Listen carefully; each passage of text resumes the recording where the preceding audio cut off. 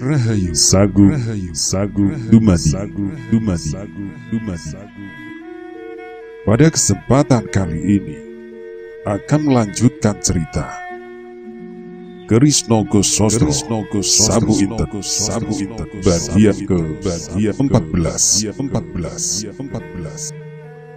Dengan biji bisa itu, Ki Ageng Wanoro telah membebaskan dirinya sendiri dari berbagai macam bisa.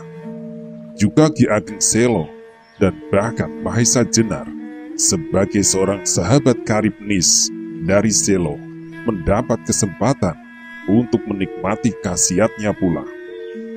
Oleh Ki Ageng Wanoro, biji bisa ular itu direndam dalam air yang kemudian dengan mempergunakan duri yang telah direndam di dalam air itu untuk menusuk simpul-simpul jalan darah.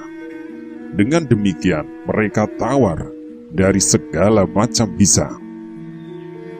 Mahesa Jenar sebagai sahabat paling dekat Ki Ageng Selo tidak saja mendapat kesempatan membebaskan diri dari segala pengaruh bisa dan racun, tetapi ia mendapat hadiah dari sahabatnya sebagian dari biji bisa itu. Maka diceritakannya semua itu kepada Ki Asem Gede tentang ular yang bersinar putih kebiru-biruan serta tentang biji bisa ular itu. Barangkali biji bisa itu dapat dipergunakan untuk mengobati kaki Wirosobo sebagaimana bisa ular Gundala Seta. Ki Asem Gede dan Mantingan mendengar cerita itu dengan penuh perhatian. Wajah Ki Asem Gede sebentar tampak berkerut, sebentar terkejut, kemudian sebentar menjadi cerah, untuk seterusnya muram kembali. Tetapi kemudian tiba-tiba jadi bersinar terang. "Anak Mas," kata Ki Asem Gede, kemudian setelah Mahesa Jenar selesai bercerita. "Ki Ageng Wanoro adalah raja dari segala tabib. Sayang, aku sampai sekarang belum pernah berkesempatan bertemu dengan beliau, sebab beliau adalah seorang yang aneh. Sebentar nampak, sebentar menghilang. Berbahagialah anak Mas Nis dari Selo dapat bertemu dengan orang tua yang aneh itu. Dan berbahagia pula lah anak Mas Mahesa Jenar bersahabat dengan anak Mas Selo. Sebab menurut ciri-ciri yang anak Mas ceritakan itu, ular yang menyambar demikianlah yang bernama ular Gundala." Ki Ageng Wanoro tidak menamakan ular itu ular Gundala, tetapi disebutnya ular Gundala Seta. Mahesa Jenar menjelaskan. Tiba-tiba cahaya mata Ki Asem Gede menjadi cerah secerah matahari pagi yang memercik di atas rumput-rumput hijau. "Ya, itulah anak Mas. Memang terdapat beberapa dongeng mengenai ular ajaib itu. Sebagai senjata dewa-dewa, ia disebut ular Gundala, tetapi sebagai pengembala air di langit, ia disebut ular Candrasa Seta." Kemudian Mahesa Jenar mengambil sebuah tabung bambu kecil yang diikatkan di bagian dalam pakaiannya. Tetapi meskipun obat itu tak pernah terpisah dari tubuhnya, bahkan ia pernah mendapat tusukan di simpul jalan darahnya oleh Ki Ageng Wanoro, namun ia masih belum pernah melihat bukti khasiatnya. Ki Asem Gede menerima benda itu dengan dada berdebar. Diamatinya benda itu dengan seksama. "Anak Mas Mahesa Jenar, marilah kita lihat khasiat benda ini," katanya. Kemudian Ki Asem Gede pun segera mengambil sebuah cawan tembikar dan bumbung berisi bisa. Segera biji bisa ular itu direndamnya di dalam air, lalu diteteskannya bisa dari dalam bumbungnya ke dalam air rendaman itu. Setelah biji bisanya disisihkan ke dalam tempat yang lain, apa yang terjadi sangatlah mengejutkan. Air dalam cawan itu menjadi seakan-akan mengelak dan mendidih. Maka setelah timbul beberapa gumpalan asap, air di cawan itu menjadi surut. Akhirnya sesaat kemudian air itu menjadi tenang kembali. Semuanya memandang peristiwa itu tanpa berkedip. Kemudian berkatalah Ki Asem Gede, "Ini adalah suatu benturan langsung antara dua jenis bisa tanpa perantara." Maksudnya adalah bahwa kedua jenis bisa itu tidak bekerja atas suatu zat. Misalnya yang satu membekukan, sedang yang lain mencairkan darah. Dan anak mas dapat menyaksikan sendiri betapa hebatnya bisa ular gundala atau candrasa itu. Maisa Jenar termenung sejenak, lalu katanya, "Kalau begitu, dapatkah Ki Asem Gede mengobati kaki Wirosobo? Akan kucoba, tetapi harus berlahan-lahan, sebab bisa di dalam tubuh Wirosobo telah bekerja terlalu lama. Kalau tubuhnya itu tidak mempunyai daya tahan yang luar biasa, ia telah lama binasa. Karena itu, aku tidak berani mengobatinya sekaligus. Benturan yang berlebihan di dalam tubuhnya antara dua jenis bisa itu akan dapat membunuhnya, dan untuk itu akan memerlukan waktu," jawab Ki Asem Gede. Akhirnya Ki Asem Gede minta kepada Maisa Jenar untuk diizinkan meminjam biji bisa itu. Ia akan mencoba sedikit demi sedikit mengobati kaki Wirosobo yang bertahun-tahun tak dapat dipergunakan. Sementara itu, malam menjadi semakin dalam. Bunyi jangkrik terdengar saling bersahutan dengan kemersik daun yang digerakkan oleh angin malam. Sementara itu, Ki Asem Gede, atas nama anak menantunya, mempersilahkan kedua tamunya itu untuk beristirahat. Tetapi, malam itu, Maisa Jenar sama sekali tidak berhasrat untuk tidur. Ketika ia sudah membaringkan dirinya, teringatlah kembali semua peristiwa yang dialaminya pada hari-hari terakhir. Maka, barulah terasa penat-penat di bagian anggota badannya. Selain itu, terngianglah kembali semua cerita Samparan pada saat terakhir sebelum menghembuskan nafasnya yang menghabiskan, tentang Lowo Ijo, tentang pertemuan yang akan diadakan oleh golongan hitam, tentang pusaka-pusaka Kyai Nogosostro dan Sabu Inten, dan tentang seorang yang disebut oleh Samparan bernama Pasing Singan. Semuanya itu masing-masing bagi Maisa Jenar memerlukan perhatian-perhatian khusus. Sebenarnya, kalau Lowo Ijo atas petunjuk Pasing Singan ingin mendapatkan pusaka Kyai Nogosostro dan Sabu Inten dengan memasuki gedung perbendaharaan istana, ia pasti akan kecewa. Sebab kedua pusaka itu sedang jengkar meninggalkan tempat penyimpanannya.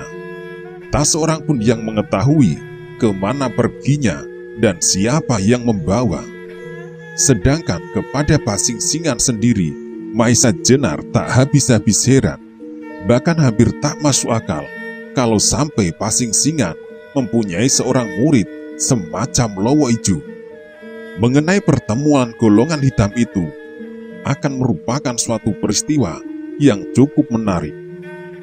Kecuali itu, bila Lowo Ijo telah menyatakan diri untuk mengambil bagian dalam pertemuan itu, pastilah bahwa pagi-pagi ia telah mempersiapkan diri. Ini berarti bahwa Lowo Ijo selalu berusaha untuk memperdalam segala ilmunya sampai sedalam-dalamnya. Apalagi di bawah asuhan seorang sakti bernama Pasing Singan. Lalu, bagaimanakah dengan dirinya?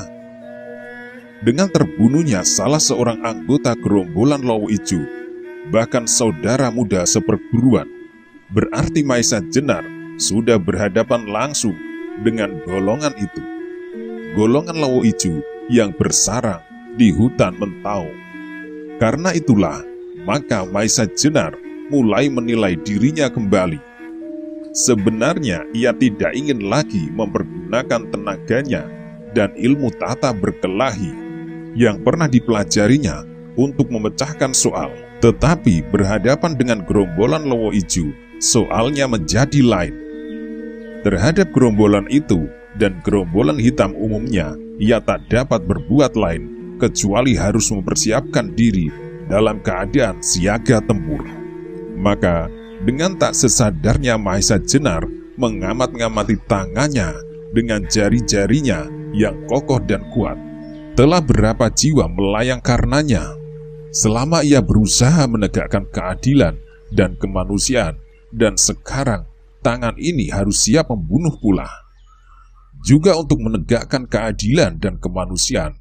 Bahkan alangkah menariknya untuk mengetahui pula kejadian-kejadian dalam pertemuan yang akan diselenggarakan oleh golongan hitam itu pada saat purnama naik bulan terakhir tahun ini. Maka dengan tidak sengaja pula Mahesa Jenar bangkit dan berjalan mondar-mandir di dalam ruangan itu. Malam sudah begitu dalam dan sepi, kecuali suara-suara binatang malam yang sekali-kali memecah sunyi. Pada saat yang demikian, tiba-tiba saja timbullah keinginan Mahesa Jenar untuk mencoba kembali kekuatan tangannya. Mungkin akan berguna nanti kalau ada kesempatan. Bukankah suatu hal yang baik sekali untuk membinasakan segala tokoh-tokoh hitam pada saat mereka berkumpul? Tetapi mereka pun bukanlah kumpulan anak-anak kecil yang dapat ditakut-takuti oleh seekor anjing yang sedang menggonggong. Belum lagi Mahesa Jenar mendapat sasaran untuk memulai, tiba-tiba didengarnya sayup-sayup suara yang bergetar panjang, mendirikan bulu roma. Suara yang menggetarkan udara seperti getaran gelombang pantai. Bagi penduduk Pujangan, suara itu memang sering terdengar, bahkan hampir setiap malam. Apabila Kademangan itu telah terbenam dalam sunyi malam, setiap penduduk Kademangan yang mendengar suara mengerikan itu, tubuhnya tentu akan menggigil karenanya. Tetapi sebaliknya adalah Mahesa Jenar. Mendengar suara itu, tiba-tiba timbullah kegembiraannya. Dengan lincah, ia segera meloncat turun ke halaman. Untuk beberapa saat, ia berdiri mendengar dari mana arah suara yang menggelegar itu. Mahesa Jenar merasa bahwa ia akan mendapat kawan berlatih yang baik. Maka kemudian, dengan tidak berpikir panjang lagi, segera ia meloncat dan seperti kilat ia berlari ke arah suara yang menarik hati itu, agak jauh di luar pedesaan. Ketika sekali lagi suara itu terdengar semakin panjang, Mahesa Jenar menjadi bertambah gembira, sehingga ia semakin mempercepat langkahnya. Tampaklah ia kemudian seperti bayangan yang terbang dalam kegelapan. Setelah beberapa lama berlari, Mahesa Jenar menghentikan langkahnya. Dari sinilah arah suara tadi terdengar. Dengan hati-hati dan penuh kewaspadaan, ia mengamat-ngamati keadaan di sekitarnya yang penuh semak-semak dan rumput-rumput ilalang yang tumbuh liar. Tiba-tiba telinga Mahesa Jenar yang tajam menangkap suara berdesir dari dalam semak-semak itu. Cepat ia membalikan diri ke arah suara itu dan bersiaga. Apa yang dicari kini telah muncul dari balik batang-batang ilalang. Mahesa Jenar tersenyum ketika dilihatnya seekor harimau loreng sangat besar, hampir sebesar kerbau, memandangnya dengan keheran-heranan. Matanya yang kehijau-hijauan memancar seperti lentera menyorot kepadanya. Untuk beberapa saat harimau itu berdiri mematung. Agaknya harimau itu heran, manusia manakah yang telah mengantarkan dirinya sendiri untuk menjadi santapan malamnya. Ketika harimau itu berlahan-lahan maju ke depan, darah Mahesa Jenar berdesir juga. Alangkah besar dan garangnya, dan dengan tidak sesadarnya, kembali Mahesa Jenar mengawasi tangannya serta jari-jarinya yang kokoh dan kuat. Pada telapak tangan Mahesa Jenar seolah-olah terbayang apa yang pernah terjadi pada saat terakhir sebelum gurunya melenyapkan diri dan kemudian ternyata wafat. Pada saat ia mendapat warisan ilmu yang sebenarnya sangat hebat, suatu ilmu yang dapat dikatakan tersimpan di tangan Mahesa Jenar. Sebab kalau ia ingin menerapkan ilmu itu, haruslah dipergunakan sisi telapak tangannya. Meskipun pada dasarnya ilmu itu mempergunakan kekuatan jasmani, tetapi tidaklah demikian seluruhnya. Bertahun-tahun Mahesa Jenar melatih diri meyakinkan ilmu itu yang mempergunakan unsur-unsur gerak pendahuluan 10 macam. Sebelum itu, ia masih harus membiasakan keadaan jasmani. Setiap pagi dan sore menghantamkan sisi telapak tangannya pada bermacam-macam benda, dari pasir, kayu, sampai ke batu. 10 unsur gerak pendahuluan itu hanyalah sekedar patokan untuk menekankan lawannya sampai sedemikian rupa, sehingga pada saat yang terakhir di mana keadaan sudah memungkinkan, dilontarkanlah pukulan dengan sisi telapak tangan.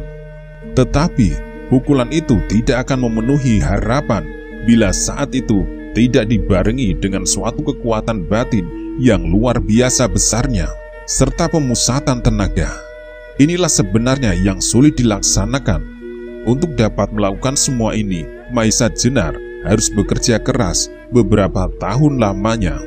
Latihan-latihan itulah yang sangat terasa berat. Pada taraf permulaan, Mahesa Jenar harus berlatih mengatur pernafasan, kemudian pemusatan pikiran, dan terakhir menggabungkan segenap kekuatan lahir batin. Semua itu disalurkan lewat sisi telapak tangannya.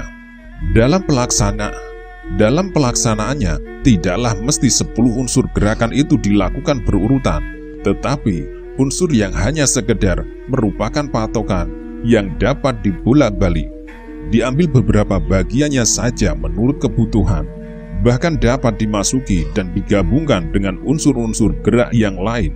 Setelah Mahesa Jenar menjalani semua latihan-latihan itu, hasilnya sangat hebat. Tangan Mahesa Jenar bila dikehendaki seolah-olah dapat merubah menjadi palu besi yang sangat berat. Tetapi meskipun demikian, sampai saat itu Mahesa Jenar belum pernah mempergunakan ilmunya untuk melawan sesama manusia. Ia baru mencoba menghantam hancurkan kayu dan bahkan batu. Tetapi terhadap sesama manusia, Mahesa Jenar masih belum sampai hati mempergunakannya, sebab akibatnya dapat dibayangkan. Namun sekarang Mahesa Jenar merasa berhadapan dengan lawan yang tak dapat diabaikan. Apalagi Lowo Ijo adalah murid Pasing Singan. Lebih-lebih kalau Pasing Singan sendiri ikut campur dalam urusan itu. Karena itu Mahesa Jenar memutuskan bahwa ia harus mempersiapkan ilmunya itu. Ilmu yang pernah dipelajarinya dengan sungguh-sungguh dan bersusah payah. Sekarang ia mendapat sasaran yang tepat, seekor harimau loreng yang sangat besar, yang pasti sangat mengganggu penduduk di sekitar daerah ini. Sebab seekor harimau yang hampir sebesar kerbau ini tentu akan senang menangkap ternak para petani. Meskipun kekuatan jasmani harimau itu besar, jauh berlipat dari kekuatan jasmani manusia biasa, Mahesa Jenar yakin bahwa ia akan dapat mengatasinya dengan ilmunya yang oleh gurunya yang disebut Sosro Birowo. Sementara itu, Mahesa Jenar segera tersadar oleh suara gemersik kaki harimau yang berdiri tidak jauh di hadapannya. Harimau itu telah menunduk sangat rendah dan siap menerkam. Sambil mengaum keras, harimau itu dengan garangnya meloncat dan menerkam Mahesa Jenar. Kedua kaki depannya menjulur sampai lurus dengan tubuhnya. Kuku-kukunya yang tajam siap merobek-robek mangsanya, sedang taring-taringnya yang tajam runting menyeringai, mengerikan sekali. Tetapi Mahesa Jenar adalah seorang yang telah terlatih, baik untuk menghadapi setiap kemungkinan dan segala macam bahaya. Maka ketika dilihatnya harimau itu meluncur menerkamnya, dengan cekatan Mahesa Jenar merendahkan diri dan meloncat ke samping. Harimau itu kembali mengaum dengan hebatnya. Rupanya ia sangat marah ketika mangsanya terlepas dari terkamannya.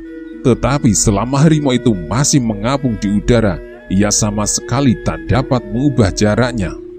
Ketika harimau itu mendarat di tanah, ia menjadi terkejut sekali. Tidak saja karena sasarannya telah menghindar darinya, tetapi juga karena tiba-tiba saja terasakan sesuatu yang menghantam punggungnya, dan bahkan seperti melekat dengan eratnya. Setelah Mahesa Jenar berhasil menghindarkan diri, maka tepat pada saat harimau itu menjejakkan kaki di atas tanah, dengan kecepatan luar biasa, Mahesa Jenar meloncat ke atas punggung harimau dan menghantamnya sekali. Seterusnya, kedua tangannya dengan eratnya berpegangan pada leher harimau. Tetapi, harimau adalah binatang yang mempunyai kekuatan yang luar biasa. Pantaslah kalau disebut raja hutan. Apalagi seekor harimau yang sedang marah, seperti yang sedang dihadapi oleh Mahesa Jenar. Harimau itu menggeliat dengan sepenuh tenaga untuk melepaskan pegangan Mahesa Jenar. Tetapi Mahesa Jenar dengan eratnya menyengkram leher harimau itu sehingga tangan itu tidak terlepas. Akhirnya harimau yang sudah mencapai puncak kemarahannya itu meloncat tinggi sehingga terjun kembali, segera menjatuhkan diri dan bergulinglah di atas tanah. Bagaimanapun eratnya pegangan Mahesa Jenar, tetapi mengalami hal demikian, tak urung tangannya terlepas juga. Bahkan ia terlempar ke samping sampai beberapa langkah dan jatuh berguling-guling. Untunglah bahwa Mahesa Jenar memiliki keuletan yang luar biasa. Demikian Mahesa Jenar jatuh terguling beberapa kali. Segera ia meloncat dan tegak kembali tepat pada saatnya. Sebab pada saat itu harimau yang marah telah siap kembali menerkam. Tetapi setelah mengalami kegagalan, rupa-rupanya harimau itu mendapat suatu pengalaman bahwa dengan suatu terkaman dari jarak jauh ia tak berhasil menguasai mangsanya. Maka kali ini harimau itu tidak lagi menunduk lalu meloncat. Perlahan-lahan tetapi pasti harimau itu telah mendekati lawannya.